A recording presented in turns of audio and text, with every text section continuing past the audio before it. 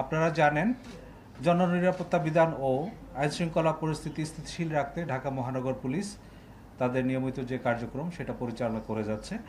এরই অংশ হিসাবে ইতিমধ্যে ঢাকা মহানগরীতে চেকপোস্ট এবং টহল কার্যক্রম বৃদ্ধি করা হয়েছে। ডিএমপির যে গত 24 ঘন্টায় আমাদের জননিরাপত্তা বিধানে দুই পালায় 441টি টহল টিম মোতায়েন ছিল।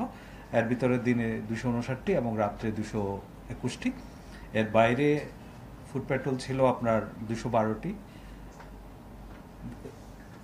পেট্রোল টিম ছিল 212টি, ফোর্ড পেট্রোল 20টি এবং হোন্ডা মোটর পেট্রোল টিম ছিল 27টি। এছাড়া বিভিন্ন গুরুত্বপূর্ণ এবং কৌশলগত স্থানে আমাদের 66টি চেকপোস্ট স্থাপন পরিচালনা করা হয়। গত 24 ঘন্টায় মহানগরের বিভিন্ন স্থানে সাঁড়াশি অভিযান পরিচালনা করে বিভিন্ন অপরাধে জড়িত মোট 186 জনকে গ্রেফতার করা হয়। গ্রেফতারকৃতদের মধ্যে রয়েছে ডাকাত, 5 জন চোর, 13 জন মাদক কারবারি, 2 জন প্রতারক এবং 12 জন বিভিন্ন পরোয়ানাভুক্ত অন্যান্য আসামি। অভিযানকালে 11টি মোবাইল ফোন, একটি বাস ও নগদ 13,180 টাকা উদ্ধার করা হয়। এছাড়া এই সময়ে 10,065 পিস ইয়াবা, 1 কেজি 40 গ্রাম গাঁজা, 74 বোতল ফেন্সিডিল এবং 1 গ্রাম হেরোইন উদ্ধার করা হয়। আপনারা জানেন মাদক এবং অন্যান্য যে অভ্যাসগত অপরাধী তাদের বিরুদ্ধে আমাদের যে নিয়মিত অভিযান সেটা অব্যাহত রয়েছে। থানা পুলিশের পাশাপাশি ঢাকা মহানগর গোয়েন্দা পুলিশ এক্ষেত্রে তাদের যে নিয়মিত অভিযান সেটা অব্যাহত রেখেছে এবং অনেকটা জোরদার করা হয়েছে। তার প্রেক্ষিতে গতকাল ডিবি ওয়ারির একটা টিম 123টি চোরাই মোবাইল সহ এই চক্রের 5 জন সদস্যকে গ্রেফতার করে। এবং আপনারা জানেন মোহাম্মদপুর এলাকায় কবজি কাটা আনোয়ার নামে একটা গ্রুপ রয়েছে, তারা বিভিন্ন অপরাধের সাথে সরাসরি জড়িত এবং এই অপরাধের যারা সদস্য তারা জনমনে আতঙ্ক সৃষ্টি করা থেকে আরম্ভ করে নানা সময় বিভিন্ন অপরাধ কার্যক্রমের সাথে জড়িত। সেই কবজি কাটা আনোয়ার গ্রুপের 2 জন সদস্যকে তারা গ্রেফতার করেছে তেজগাঁ গোয়েন্দা বিভাগের একটা টিম। এই 2 জনের নাম হচ্ছে মোহাম্মদ নিশাত এবং মোহাম্মদ রাসেল ওরফে পেস্টিং রাসেল। এছাড়া আপনারা জানেন রাজধানীর গুলশানে সাবেক সংসদ সদস্যের বাসায় গিয়ে 50 লাখ টাকা চাঁদা দাবি মামলার একটা ঘটনায় 5 জন রিমান্ডে রয়েছে। তাদের একজনের বাসা থেকে 2,25,00,000 টাকার একটা চেক উদ্ধার করা হয়েছে এবং এই ঘটনার প্রেক্ষিতে পৃথক একটি মামলা কলাবাগান থানায় প্রক্রিয়াধীন রয়েছে। গত 6 মাসে আপনারা যে আমাদের যে অপরাধ সূচক সেগুলো যদি আমরা পর্যালোচনা করি, জানুয়ারি 2025 থেকে জুন 2025 পর্যন্ত এই সময়ে ঢাকা মহানগরের 50টা থানায় 33টি ডাকাতি, 248টি ছিনতাই, 121টি খুন এবং 1,068টি চুরির মামলা রেকর্ড করা হয়। এই হিসাবে যদি আমরা চিন্তা করি, গড়ে ঢাকা মহানগরীতে 20টির মতো খুনের ঘটনা সংঘটিত হয় প্রতি মাসে এবং এই সংখ্যা ডাকাতির ক্ষেত্রে গড়ে 5টির মতো ঘটনা সংঘটিত হয়।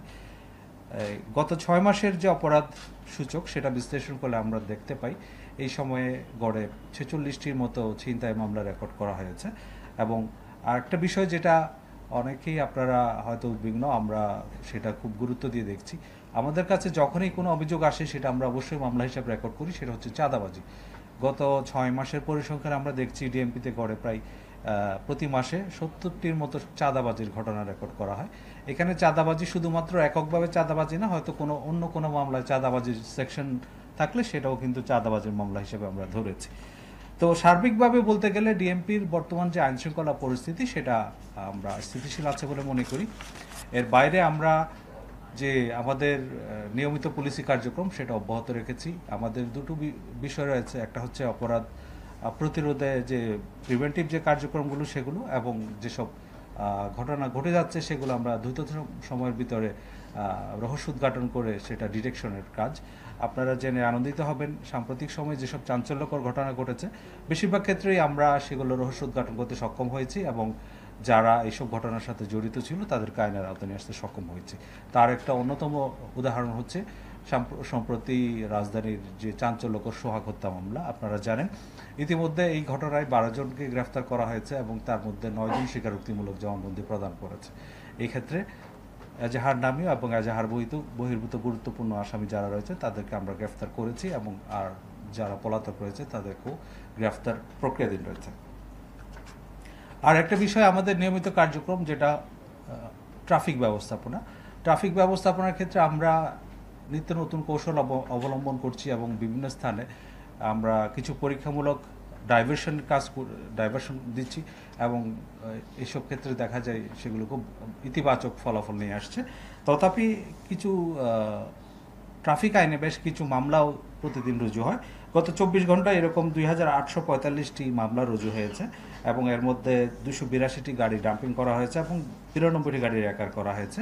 আমরা প্রত্যাশা করি নগরবাসী তারা সড়ক পরিবহন আইন মেনে চলবেন এবং নগরের যে ট্রাফিক শৃঙ্খলা সেটা মেনটেন করার জন্য পুলিশকে যথাযথভাবে সহায়তা করেন। আমরা ঢাকা মহানগরের পক্ষ থেকে নগরবাসীর সার্বিক নিরাপত্তা এবং নির্বিঘ্নে চলাচল নিশ্চিত করতে আমরা আন্তরিকতার সাথে কাজ করছি।